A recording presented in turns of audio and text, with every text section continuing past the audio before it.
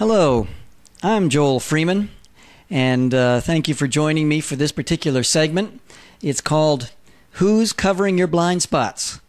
And some of us have more than one, and some of this is covered in the book, If Nobody Loves You, Create the Demand. And it's a book that deals with a powerful jolt of entrepreneurial energy and wisdom. And I hope you pick up this book, and I hope it's a benefit to you as you consider more about your entrepreneurial journey. Now, what I'd like to do is talk about how we're wired differently. And there is a wonderful model called the Johari window, which talks about our communication, our interaction, our teamwork, our leadership style, and so on and so forth, but how we connect with each other. And there's things about our interaction with other people where it's stuff that I know and you know, we all know together. There's also aspects that you know but I don't know. There's stuff that I know but you don't know.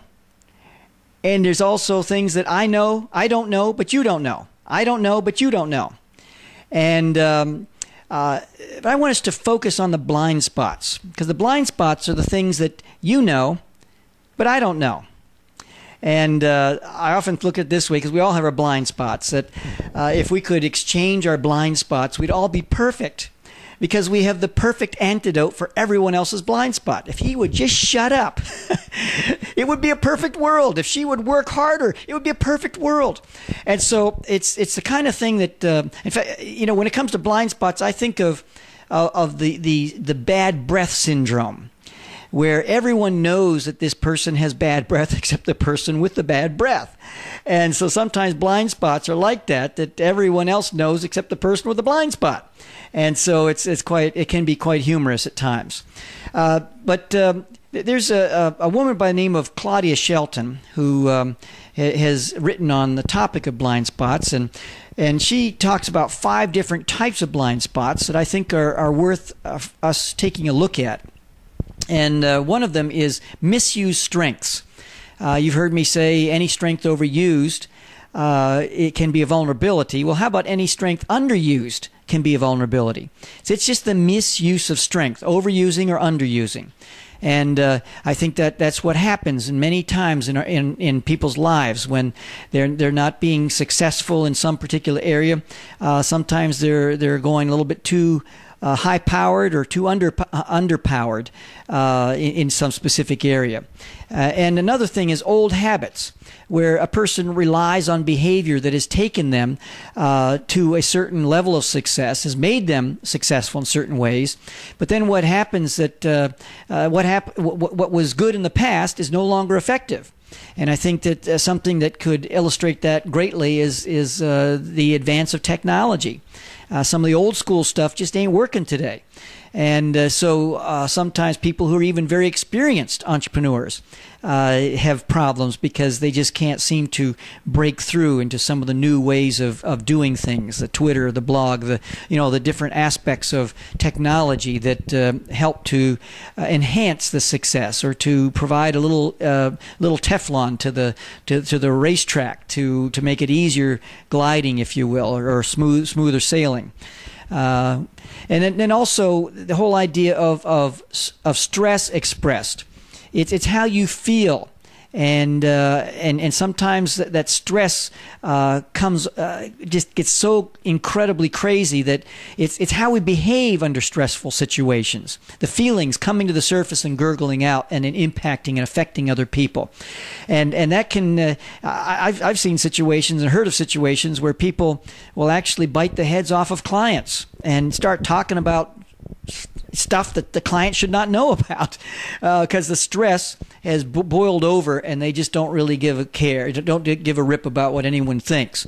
And sometimes it can happen just with a team. People are working with a group of people, and they can create an environment where people are just saying, I don't want to be around this person. And so it's just the whole idea of a blind spot. of expressing stress and not realizing that it's really affecting people around us negatively. Untuned radar, and that's another type of blind spot where we ignore the nonverbal cues that we give to other people, and the clues and the cues that we receive from other people. Do you know that 10% of communication has to do with what we say? 40% approximately has to do with how we say the what. It has to do with voice inflection and tone. And then 50% has to do with body language. And so it's very important to understand that, because sometimes, if we're not tuned in, we can miss these verbal and nonverbal cues, these body language cues, and just be kind of sailing along and talking and not getting the cues that, hey, you should shut up and listen to something or ask some questions about this particular. And that's another blind spot. There's another thing of disconnect, where we can be a person that is just ignoring the factors that are important to effective communication. And I think a lot of that can be cured, or at least dealt with as we get more education. That's what this is all about, is helping to give some good, solid information for individuals. And I think that another thing about blind spots is that I think that we all can see about 80 degrees. So if you look at this way, there's a line that way, we can all see about 80 degrees in front of us. Maybe there's about 35 degrees on either side that could be called peripheral vision. That 35, 80, that all adds up to about 150 degrees or so, around 150 degrees. It really begs the question, who is covering the other 210 degrees behind us? And who have you and I intentionally invited into our lives, both personally and professionally, to help give us a perspective on that 210 degrees that's behind us, that we can't see, but other people can see? In fact, another metaphor might be that you have a jar, and let's say I'm in the jar. I can't see the label on the outside of that jar because I'm in the jar. And I think that holds true for entrepreneurs, that sometimes we need someone to coach us, someone that can see the label, read the label, and tell us what's going on, because we can't see it ourselves. And we might be able to help other people, but we can't see our own stuff. And that's why I think it's important to have people around us that we have invited into our lives to help fill in that 210 degrees. I want to close with this word picture. It's a word picture of a kite. And, most entrepreneurs like to fly high. But like a kite, you can't fly high without some string. And you can't fly high without some wind. And so what happens is that many entrepreneurs, they have string holders in their life. It could be a spouse. It could be a business partner. It could be someone who is totally opposite from you.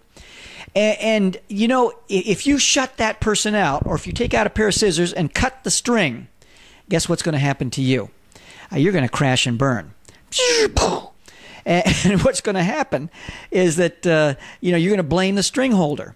You're going to say, you were clipping my wings, you were cutting me down, and you were cutting me off, and you were too critical, and too this and too that. But you know what? I think it's important to have at least one, maybe no more than one, string holder that we've invited into our life to help keep us grounded.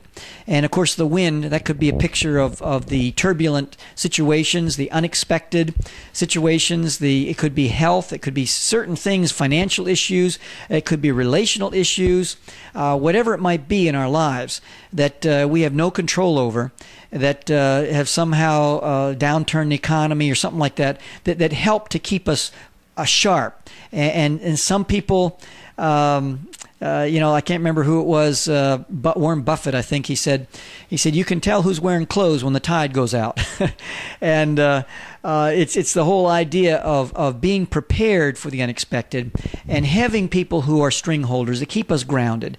And how well do you treat the string holder in your life, or the string holders in your life? Do you treat them with reverence and respect, or do you treat them with disdain?